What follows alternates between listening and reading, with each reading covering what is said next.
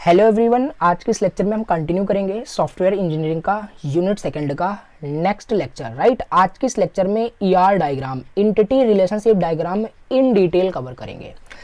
इसमें जितने इसके सारे कंपोनेंट्स हैं, एट्रीब्यूट हो गया, रिलेशनशिप सेट हो गया, राइट, और भी और बहुत सारे इसके कंपोनेंट्स होते हैं, एट्रीब्यूट्स, सारी चीज़ें हम यहाँ पे कवर करेंगे।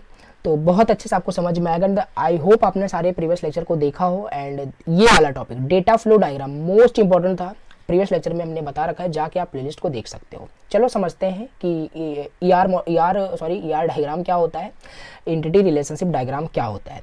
एंड आई होप सो ये आपको पहले से आता होगा। क्यों?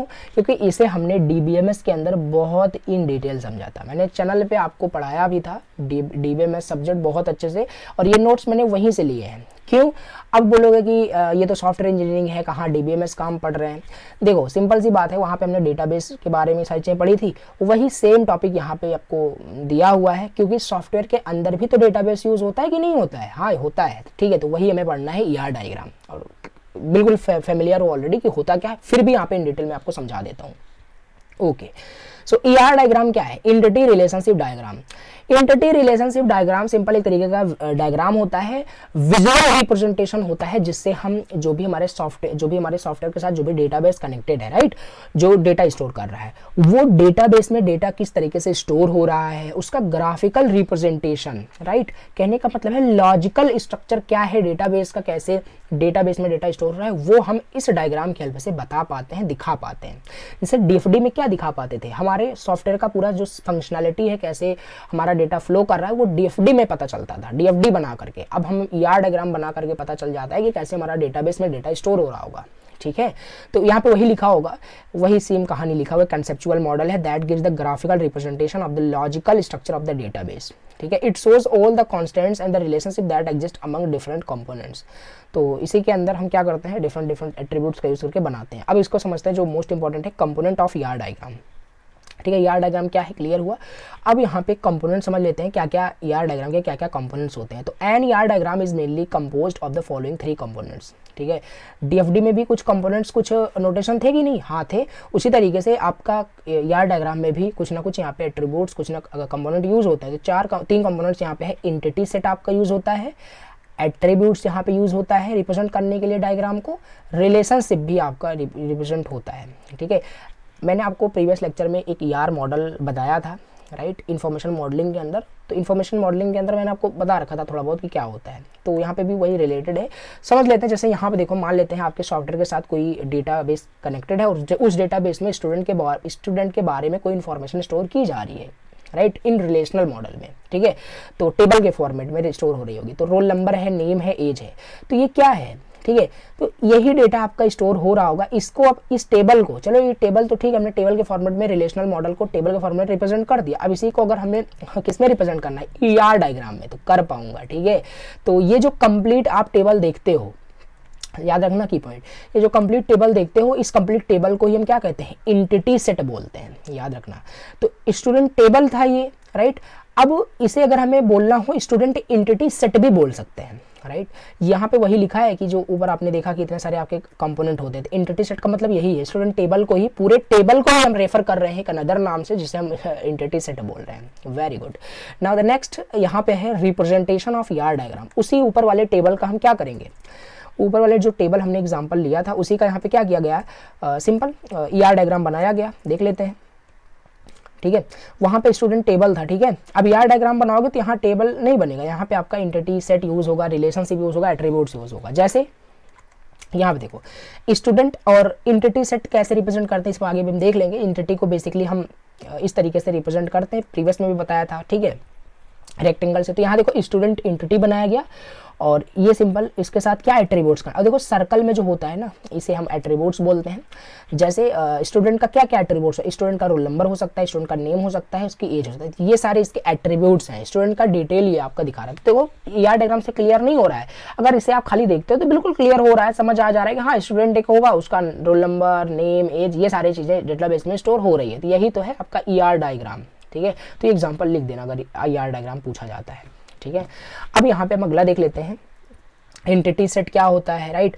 देखो एंटिटी सेट मैंने आपको पहले ही बता दिया, ये थ्योरी जो लिखा है ना बिल्कुल भी मैं पढ़ने वाला नहीं हूँ, क्योंकि कंसेप्ट आपको समझना है और खुद से इजी लैंग्वेज लिखना है। 1% यहाँ पे एक भी वर्ड आपको याद रहने वाला नहीं है, ठीक है।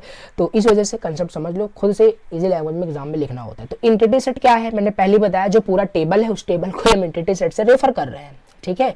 तो वही होता है आपका एंटिटी सेट। अच्छा, अब एंटिटी सेट के कितने सारे टाइप्स होते हैं। एंटिटी सेट के फर्दर हमारे दो टाइप्स होते हैं, एक हमारा स्ट्रॉन्ग एंटिटी सेट होता है, एक हमारा वीक एंटिटी सेट होता है। दोनों में डिफरेंस क्या है देखो बताता हूँ, शॉर्ट में बताता हूँ जिससे क्लियर हो जाए जल्दी से। एंटिटी सेट के दो टाइप्स हैं, एक हमारा स्ट्रॉन्ग है, एक हमारा वीक है। तो ये जो एंटिटी सेट देखना, एंटिटी सेट को याद रखना हम रेक्टेंगल से रिप्रेजेंट करते हैं, फिर से बता रहा हूँ। तो यहाँ पे ये एंटिटी सेट है, अब ये बताओ ये स्ट्रॉन्ग एंटिटी सेट है या वीक एंटिटी सेट है, कैसे पहचानेंगे। अगर सिंगल रेक्टेंगल है, सिंगल स्क्वायर है, तो वो स्ट्रॉन्ग एंटिटी सेट होता है। हाँ, ये स्ट्रॉन्ग एंटिटी सेट है। अगर इसी में डबल मतलब होता, इस टाइप से और होता, तो इट मीन्स मतलब ये दो आपका स्क्वायर की मैं बात कर रहा हूँ, तो ये आपका वीक दिखाता है, ठीक है। तो ये वीक स्ट्रॉन्ग का मतलब कुछ नहीं है, और समझ लेते हैं। तो वीक स्ट्रॉन्ग एंटिटी सेट का मतलब ये होता है कि उसमें सारे जो उसके वैल्यूज होंगे ना वो सारे यूनिक होंगे। उसमें प्राइमरी की इसमें एक फील्ड होता है, तो सारे आपका मतलब नॉट नल होगा और यूनिक होगा, कहने का मतलब है। देखो मैं उतना इनडेप्थ बिल्कुल भी नहीं जाना चाहता कि आपको प्राइमरी की वगैरह का मतलब बताऊँ, क्योंकि वो सब अलग का टॉपिक, वो डीबीएमएस के कंटेक्स्ट में था, ठीक है। So it is represent using a single rectangle, से रिप्रेजेंट करते हैं, ये हमने समझा। और इसमें क्या समझने लायक है उसको देख लेते हैं स्ट्रॉन्ग एंटिटी सेट में।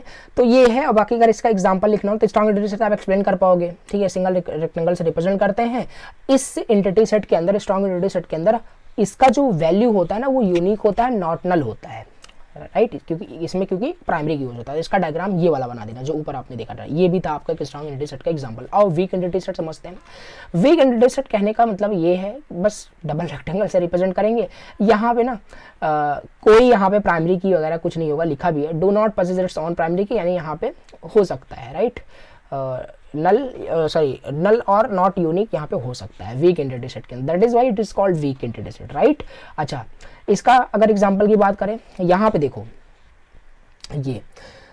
ये तो आपका स्ट्रॉन्ग एंटिटी सेट का एग्जांपल है। ये किसका है, कैसे दिख रहा है, क्योंकि यहाँ पे भी एक सिंगल है, यहाँ पे सिंगल है, तो ये स्ट्रॉन्ग एंटिटी सेट का एग्जांपल यहाँ पे दिया हुआ है। ये एक रिलेशनशिप दिखा रहा है, आगे देखेंगे ये एट्रीब्यूट्स यहाँ पे है, ठीक है। तो ये स्ट्रॉन्ग का ये भी एग्जांपल लिख सकते हो, बाकी प्रीवियस वाला भी जो मैंने बताया, राइट।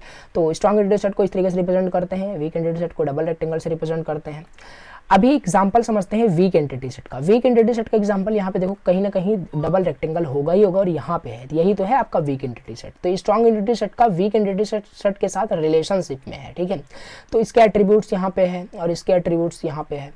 तो देखो यहाँ पे जैसे अपार्टमेंट एक आपका क्या है, वीक एंटिटी सेट है, तो ये डोर नंबर आपका या फ्लोर जो हो गया, तो ये मल्टीपल हो सकता है, राइट। ऐसा नहीं यूनिक ही होगा, राइट। तो ये आपका वीक एंटिटी सेट क्लियर हो रहा होगा। अच्छा, तो वीक एंटिटी सेट कंटेन, और ध्यान देना वीक एंटिटी सेट के अंदर आपका एक डिस्क्रिमिनेटर हम बोलते हैं। डिस्क्रिमिनेटर आपका होता है जिसमें पार्शियल की होता है, इसमें कोई प्राइमरी की नहीं होता, इसमें पार्शियल की होता है, राइट। पार्शियली यूनिक भी होता है, पार्शियली आपका यूनिक नहीं होता है, तो इसे हम डिस्क्रिमिनेटर कहते हैं। डिस्क्रिमिनेटर को हम डैश लाइन से रिप्रेजेंट करते हैं। कैसे, जैसे ऊपर देखो यहाँ पे वीक एंटिटी सेट आपका अपार्टमेंट है, अपार्टमेंट का ये देखो डैश से रिप्रेजेंट किया गया, कहने का मतलब यहाँ डोर नंबर जो है ना ये पार्शियल की है, यूनिक हो भी सकता है नहीं भी हो सकता, ठीक है। अच्छा, तो ये वीक एंटिटी सेट का एग्जांपल हमने देखा। डिफरेंस यहाँ पे ज़्यादातर पूछा नहीं जाता, ये सब डीबीएमएस का टॉपिक है, मैंने लिया पहले बताया था आपको। तो strong entity set week entity set में डिफरेंस भी पूछा जाता है, तो लिख पाओगे strong entity set always has a primary की उसके पास होता है, उसके साथ प्राइमरी की इसमें नहीं होता, इसमें डिस्क्रिमिनेटर होता है, पार्शियल की होता है। Strong entity set is not dependent on any other entity, strong entity किसी दूसरे एंटिटी पर डिपेंड नहीं करता है, जबकि वीक एंटिटी डिपेंड करता है दूसरे एंटिटी पे, ठीक है। और लिखा है strong entity is represent by a single rectangle, ये डबल रेक्टेंगल से रिप्रेजेंट होगा, क्लियर।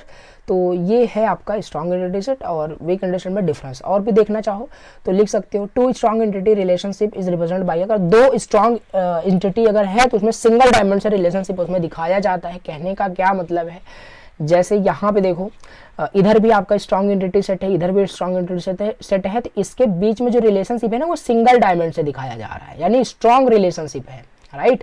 जबकि यहाँ पे देखो एक साइड आपका स्ट्रॉन्ग है, एक साइड आपका वीक है, तो यहाँ रिलेशनशिप ना थोड़ा सा वीक रिलेशनशिप है, डबल रेक्टेंगल से दिखाया जा रहा था। यही यहाँ पे उस डिफरेंस में यहाँ पे वही डिफरेंस में लिखा था, ठीक है, दिखाता हूँ तो समझ में आ रहा होगा कि क्या है, राइट। अच्छा, तो यहाँ पे वही लिखा है कि single diamond double diamond, right. और तो ये डिफरेंस हो गया, आप इसे समझ सकते हो। ठीक है, अब आओ थोड़ा सा अगला यहाँ पे हम देखते हैं अगला टॉपिक क्या है। ओके, तो अब हम समझते हैं रिलेशनशिप। पहला हमने कंपोनेंट समझ लिया यार डायग्राम का, जो कि है आपका एंटिटी सेट। ठीक है, अब दूसरा यहाँ पे समझते हैं रिलेशनशिप के बारे में। रिलेशनशिप क्या होता है? रिलेशनशिप वही जो हम अभी देख रहे थे कि एंटिटी सेट दूसरे एंटिटी के साथ रिलेशनशिप में है, उसे डायमंड से मतलब हम रिप्रेजेंट करते थे। यहाँ पे वही है कि एक डिफाइन करता है कि कोई भी एंटिटी किसी दूसरे एंटिटी के साथ एसोसिएटेड होगा या रिलेशन में होगा, उसे हम रिलेशनशिप कहते हैं। जैसे स्टूडेंट जो है वो कोर्स एक एंटिटी सेट है, राइट। कहने का मतलब ये आपका स्टूडेंट एक टेबल होगा, कोर्स एक टेबल होगा, लेकिन हम यार डायग्राम बना रहे हैं तो इस टेबल नहीं बोलेंगे हम इसे बोलेंगे स्टूडेंट एंटिटी एक है कि कोर्स एंटिटी है, दोनों आपस में रिलेटेड है। जो कि हम देखो एनरोल्ड है, स्टूडेंट एनरोल्ड है कोर्स में, कोर्स एनरोल्ड होगा किसी स्टूडेंट से, तो यही रिलेशनशिप है। सिंगल डायमंड से यहाँ पे हम दिखा रहे हैं।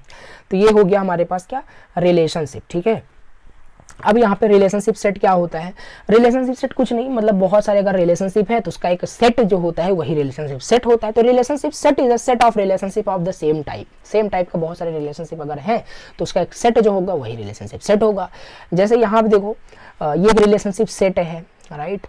तो देख पा रहे होगे, तो वहाँ इन डिटेल हमें यहाँ पे नहीं जाना है, राइट। अब degree of a relationship set की बात करें, ये सब बिना स्किप भी कर सकते हो, उतना इंपॉर्टेंट यहाँ पे नहीं है। बाकी जो मैं आपको एक्सप्लेन कर रहा हूँ वो आपको तैयार करना है in the context of software engineering, या अगर पढ़ भी पा रहे हो क्योंकि आपको याद तो पहले से ही होगा अपने पढ़ रखा है डीबी में, तो वो रिवाइज कर सकते हो। वही सारी डिग्री क्या होती है रिलेशनशिप सेट की, राइट।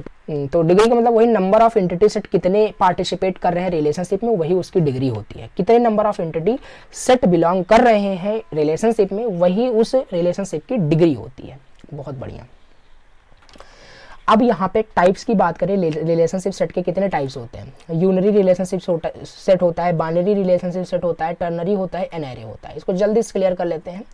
तो यूनरी का मतलब होता है खाली एक एंटिटी सेट पार्टिसिपेट करेगा रिलेशनशिप में, वन एंटिटी सेट पार्टिसिपेट करेगा रिलेशन में, वो होता है आपका यूनरी। जैसे देखो पर्सन मैरिड टू, एक ही पर्सन तो मैरी करेगा अनदर पर्सन, तो यहाँ पे क्या है, ये एक आपका बोल सकते हो यूनरी रिलेशनशिप दिखा रहा है, मतलब वन एंटिटी सेट रिलेशन में होगा किसी दूसरे एंटिटी सेट से। दूसरा बाइनरी है, बाइनरी में क्या होगा, दो हमारे पास एंटिटी सेट होंगे जो पार्टिसिपेट कर रहे होंगे रिलेशनशिप में, उसे हम बाइनरी रिलेशनशिप सेट कह रहे हैं। जैसे यहाँ पे देख पा रहे हो कि हमारा कोर्स है, एक हमारा स्टूडेंट है, ये क्या है, बाइनरी, मतलब दो एंटिटी सेट है जो रिलेटेड है आपस में। ठीक है, तो ये हमारा, देखो मैं पढ़ इसलिए ले रहा हूँ क्योंकि मैं समझा रहा हूँ चीज़ों को, इसे पॉज करके रीड कर लो, ऑटोमेटिक समझ में आ जाएगी। वन बाई वन रीड करो, लेक्चर काफी लेंदी होगा, कोई मतलब उसका नहीं होगा, मैं एक्सप्लेन तो कर रहा हूँ, आपको बहुत अच्छे से समझ में आ रहा होगा। तो ये हमारा बाइनरी रिलेशनशिप सेट आपका होता है। ठीक है, अब थर्ड हमारे पास टर्नरी होता है। टर्नरी मतलब यहाँ पे तीन आपके तीन आपके जो एंटिटी सेट है वो पार्टिसिपेट कर रहे होंगे किसमें, किसी रिलेशन में, तो वो आपका टर्नरी रिलेशनशिप उसका हो रहा होगा। जैसे यहाँ पे देखो सप्लायर है, और यहाँ पे एक प्रोजेक्ट भी एंटिटी सेट है, और पार्ट भी एक है। तो ये देखो किस तरह से मल्टीपल, मतलब तीन यहाँ पे three entity set participate in a relationship set, this is called ternary relationship set. अच्छा, तो ये हमने समझ लिया, ये कोई काम का नहीं है, राइट। अब एन एरे की मैं बात कर लेता हूँ। एन एरे रिलेशनशिप क्या होता है, जहां पर N number of entity set अगर पार्टिसिपेट कर रहे हो रिलेशनशिप सेट में, तो उसे हम एन एरे रिलेशनशिप सेट कहते हैं। ठीक है, एन एंटिटीज वहां पे हो गया। अभी 1 2 3 हमने देखा था, अब एन एंटिटीज अगर पार्टिसिपेट कर रहा है रिलेशनशिप में, तो वो एन एरे रिलेशनशिप सेट हमारा होता है। अभी यहाँ पे हम नेक्स्ट देख लेते हैं जो कि कंपोनेंट है ईआर डायग्राम का, वो है आपका एट्रीब्यूट्स, मोस्ट इंपॉर्टेंट, राइट। अच्छे से समझना। तो एट्रीब्यूट्स हमारे पास क्या होते हैं, एट्रीब्यूट्स कुल मिला करके, जैसे आपका नेम क्या है, राइट, आपका नेम, आपका रोल नंबर, आपका एज, यही तो है एट्रीब्यूट्स। मतलब इन्फॉर्मेशन अबाउट अ एंटिटी के बारे में कुछ इन्फॉर्मेशन जो मिलती है उसे हम बोलते हैं, इसे फील्ड भी बोल सकते हो। मतलब यहाँ पे लिखा है डिस्क्रिप्टिव लैंग्वेज होता है, विचार on by each entity of it, जो कहानी लिखा हुआ है। कहने का मतलब जैसे रोल नंबर होता है, नेम होता है, डीओबी होता है, एज होता है, एड्रेस, यही सब आपके एट्रीब्यूट्स होते हैं। जैसे यहाँ पे अगर आप देखोगे तो टाइप्स कितने होते हैं एट्रीब्यूट्स के, सिंगल वैल्यूड एट्रीब्यूट होता है, की एट्रीब्यूट होता है, डिराइव्ड एट्रीब्यूट होता है, मल्टी वैल्यूड एट्रीब्यूट होता है, सिंपल एट्रीब्यूट होता है, कंपोजिट एट्रीब्यूट होता है। तो ये एट्रीब्यूट पूछा जा सकता है, इसके टाइप्स ऑल्सो, तो और इसे इन डिटेल यहाँ पे समझ लेते हैं। पहला हमारा सिंपल एट्रीब्यूट क्या होता है। सिंपल एट्रीब्यूट का मतलब ये होता है कि which can not divide further, कि उन एट्रीब्यूट को हम फर्दर डिवाइड नहीं कर सकते हैं। राइट। जैसे आपका रोल नंबर है, अगर रोल नंबर होगा तो एक ही होगा, ऐसा नहीं उसे फर्दर डिवाइड करोगे। जैसे नेम जो होता है, नेम को हम फर्दर डिवाइड कर सकते हैं कि नहीं, first name, last name, middle name, तो वो एक आपका सिंपल एट्रीब्यूट नहीं है। सिंपल एट्रीब्यूट जैसे हम फर्दर डिवाइड नहीं कर सकते, तो ये हमारा एक देखो बनाया गया, इस एग्जाम्पल बिल्कुल बनाना। एज भी डिवाइड नहीं किया जा सकता, क्लास भी, और ये चीज़, ठीक है। तो ये सब क्या है, सिंपल एट्रीब्यूट्स हैं किसी भी स्टूडेंट का। कंपोजिट की बात करें तो स्टूडेंट का कंपोजिट एट्रीब्यूट क्या होगा, कोई भी एंटिटी लेके एग्जांपल दिखा दो। जैसे स्टूडेंट का एड्रेस भी आपका एक कंपोजिट एट्रीब्यूट है जो फर्दर डिवाइड हो रहा है, देखो फर्दर डिवाइड हो रहा है, राइट। स्टेट, सिटी, कंट्री, तो फर्दर डिवाइड हो रहा है, that is why it is called composite attribute. Roll number and name further divide होगा तो ये भी कंपोजिट एट्रीब्यूट यहाँ पे होता है। The attribute which can be divide into further, that is called composite attribute, simple, ठीक है। Now the next type of attribute that is single valued attribute. Single valued attribute का मतलब ये होता है कि खाली एक ही वैल्यू होगा उस एट्रीब्यूट के लिए। जैसे भैया रोल नंबर, अगर आपके क्लास में आपका रोल नंबर है तो एक ही होगा, मल्टीपल रोल नंबर थोड़ी ना होगा, तो ये रोल नंबर एक आपका सिंगल वैल्यूड एट्रीब्यूट हो जाएगा। एज भी आपका एक ही होगा, डीओबी भी एक ही होगा, जेंडर भी एक ही होगा, तो ये सब सिंगल वैल्यूड एट्रीब्यूट होते हैं जिसकी वैल्यू खाली एक ही होती है, मल्टीपल वैल्यू नहीं हो सकता, ठीक है। मल्टीपल वैल्यू अगर होगा तो भैया फिर मल्टी वैल्यू एट्रीब्यूट हो जाएगा, सिंपल। जैसे एक स्टूडेंट है, स्टूडेंट का रोल नंबर, तो ये तो मल्टी वैल्यू नहीं होगा। मल्टी वैल्यू को हम क्या करते हैं, ध्यान देना, मैं भूल गया बताना, पहले भी मैंने बोला था, एट्रीब्यूट को हम सर्कल से डिनोट करते हैं, तो इसी वजह से देखो सब सर्कल में बनाया गया है। अब मल्टी वैल्यूड एट्रीब्यूट जो होता है ना, उसे हम डबल सर्कल से दिखाते हैं कि हाँ ये एट्रीब्यूट के पास मल्टीपल वैल्यू हो सकता है। जैसे जैसे यहाँ पे मोबाइल नंबर है, मोबाइल नंबर मल्टीपल स्टूडेंट के हो सकते हैं कि नहीं हो सकते, हाँ हो सकता है। ईमेल आईडी हो सकते हैं कि नहीं हो सकते, हाँ हो सकता है। तो ये सब आपके मल्टी वैल्यूड एट्रीब्यूट यहाँ पे है, यही होता है, राइट। अच्छा, अब यहाँ पे डिराइव्ड एट्रीब्यूट भी हम समझ लेते हैं। देखो डिराइव्ड एट्रीब्यूट ये होता है, मतलब एक एट्रीब्यूट से अगर कोई दूसरा एट्रीब्यूट डिराइव किया जा सके तो उसे हम डिराइव्ड एट्रीब्यूट बोलते हैं। जैसे एज आपका डिराइव किया जा सकता है कि नहीं। जैसे देखो स्टूडेंट का जो एज होता है, वो डिराइव बिल्कुल किया जा सकता है by using their DOB, right. उसका डेट ऑफ बर्थ यूज करके हम उसका एज निकाल सकते हैं। तो age is a derived attribute. Those attributes which can be derived from another attribute, those attributes is called a derived attributes, right. तो ये है। अब जेंडर को थोड़ी ना डिराइव कर पाओगे, तो समझ पा रहे हो कि क्या है आपका derived attribute. Very good. Now the next की एट्रीब्यूट क्या होता है। की एट्रीब्यूट कुछ नहीं, सिंपल कोई ना कोई, अगर आपका एंटिटी सेट है, कोई टेबल है, तो उसके अंदर एक ऐसा की एट्रीब्यूट होगा जो हमेशा यूनिक होगा और उसमें कोई वैल्यू नल नहीं हो सकती, राइट। अगर आपके क्लास में कोई स्टूडेंट है तो ऐसा तो बिल्कुल भी नहीं होगा कि उस क्लास में कोई स्टूडेंट बिना रोल नंबर के हो, राइट। रोल नंबर एक आपका की एट्रीब्यूट हो गया कि ये होना ही होना पड़ेगा, नल नहीं हो सकता, और यूनिक का रोल नंबर, एक स्टूडेंट का रोल नंबर यूनिक होगा। तो इसको हम अंडरलाइन करके ऐसे दिखाते हैं, यहाँ लाइन है तो ये अंडरलाइन है, तो ये दिखा रहा है की एट्रीब्यूट्स को, ठीक है। एट्रीब्यूट हो गया। और क्या देखें तो ये सब कांस्टेंट्स की बात है। कांस्टेंट्स भी अगर आप समझना चाहो समझ सकते हो। तो एट्रीब्यूट्स ये आपके इतने हो गए, ठीक है। कांस्टेंट्स ऑन अ रिलेशनशिप, ये आपके ये इंपॉर्टेंट नहीं है। कार्डिनलिटी होता है, पार्टिसिपेशन होता है, राइट। ये बिल्कुल भी इंपॉर्टेंट नहीं है, डीबीएमएस के कंटेक्स्ट में था। बाकी जितना सॉफ्टवेयर इंजीनियरिंग के कंटेक्ट, बाकी इंटरेस्टेड होते हो तो जाके आप प्लेलिस्ट को वो भी देख सकते हो, वहाँ पे इन डिटेल भी समझ पाओगे। बाकी कुछ भी कहीं नहीं जाना है, सिंपल आपको जो कुछ भी मैंने आपको बताया यही इतना इनफ है, राइट। ईआर डायग्राम यहाँ पे करके आपके सिलेबस में देखो मैं दिखाता हूँ, मेंशन किया था, right. ER diagram, entity relationship diagram, इसके अंदर हमने फर्दर बहुत सारे टॉपिक्स देख लिए। ईआर डायग्राम क्या है, इसके कंपोनेंट्स क्या होते हैं, राइट। उसको कंपोनेंट्स को भी फर्दर हमने डिराइव करके डिटेल समझा, बस इतना ही समझना है, राइट। बस हो गया आपका आज का टॉपिक फिनिश। अभी नेक्स्ट लेक्चर के अंदर हम अपना फर्दर का टॉपिक देख रहे होंगे जो कि है आपका डिसीजन टेबल, एसआरएस डॉक्यूमेंट। ये छोटे छोटे टॉपिक्स तो नहीं बोलूंगा बिकॉज इंपॉर्टेंट है। एसक्यूए ये आपके 7 मार्क्स में डायरेक्टली पूछा जाएगा, ये पूरा एसक्यूए का ही टॉपिक है, डिटेल समझेंगे, राइट। तो चलिए नेक्स्ट लेक्चर के अंदर मिलते हैं। Thank you so much for watching the lecture. कोई भी डाउट हो देन कमेंट कर सकते हो। Thank you very much.